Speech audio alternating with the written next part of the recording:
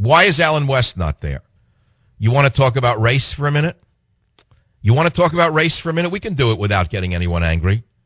Where was Alan West? He's a true American hero. He's a second or third generation a military man. Comes from a wonderful family. I love the man. I admire the man. I look up to the man. Alan West, you know who I'm talking about? You don't know who I'm talking about. You probably don't, because the Republicans have made him invisible. They took him from a man of color to a man of non-existence. They made him into the invisible man. They turned him into invisible ink. They didn't want him around them. Instead, they have people who are sort of textbook African-Americans speaking there. I know that makes you uncomfortable. You probably just squirmed. I was once, when I was young, in the textbook business. I worked for a large textbook publisher. I was very young, just out of college, and I'll never forget what happened. They used to have pictures in the textbooks, and they would send these textbooks around to various parts of the country and ask the various boards what they thought of these school books. And then they got a report back that one of the people of color was too dark, and they had to change the ink color. I never forget this as long as I live. I left publishing shortly thereafter. They had to change the color of the character in the photograph because he was too offensive. And I look around now and I say to myself, look what the eunuchs have done here.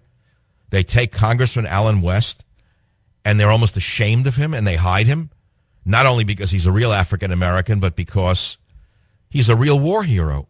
You think they'd hold him up on a pedestal? No, but you didn't see him, did you? That's just one example. And so, therefore, I'm going to say, what can I say to you? I have to say it like it is. There's nothing else I can do. It's what I've been doing since 1994. If I see it, I try to say it. Sometimes I hold back. Sometimes I don't. We're in the 12th hour. It's not 1 minute to midnight. It is midnight. Tonight is midnight. Tonight is midnight. Tonight, the Bombay doors open. And instead of the atom bomb falling down on the Democrat Socialist Party, they're going to drop water balloons and blow them kisses. He's going to focus on jobs and tell us like a high school boy that if they elect Mitt Romney, we're going to have a better future. He won't say one thing negative about that man. He won't attack him. He won't attack him. He won't expose him. He won't disclose him. No, the Bombay doors will open and the water balloons will fall out. And that's going to be the end of the story. But then again, I hope I'm wrong. I hope to God I'm wrong. I hope to God that I'm wrong. But you want to hear the ultimate irony? The Republican Party postures as though they detest Hollywood. Every few months we see one of the gobblers getting up and saying this or that negatively about Hollywood and the violence and pornography, right?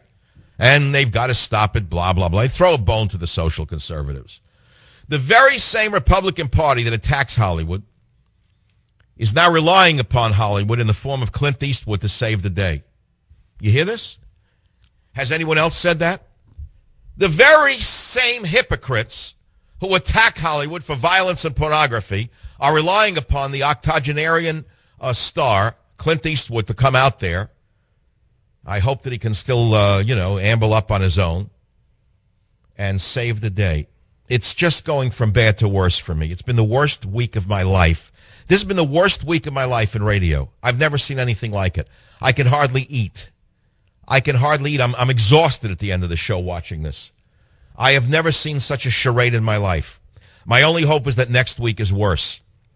And I think it will be worse because I got a list of the Democrat speakers for next week. And I think you're in for quite a week next week.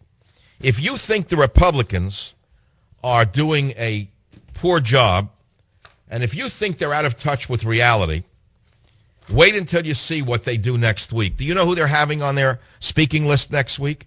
You know that Jimmy Carter is speaking, and we don't know whether he's speaking. Jimmy Carter's speaking via video. We don't know whether it's from Havana or from Afghanistan, or if Jimmy Carter's speaking from Iran or from Venezuela, but he is speaking. But it gets even better. The impeached President Bill Clinton, who disgraced the White House and turned it into the outhouse, is speaking. But it gets even better.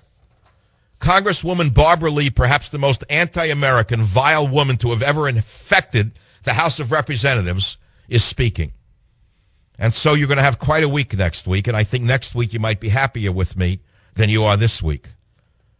If the Democrats are this out of touch with reality that they would take Senate candidate from Massachusetts, fake Indian Elizabeth Warren, and have the audacity to put her up there, then maybe the Republicans aren't doing such a bad job at that.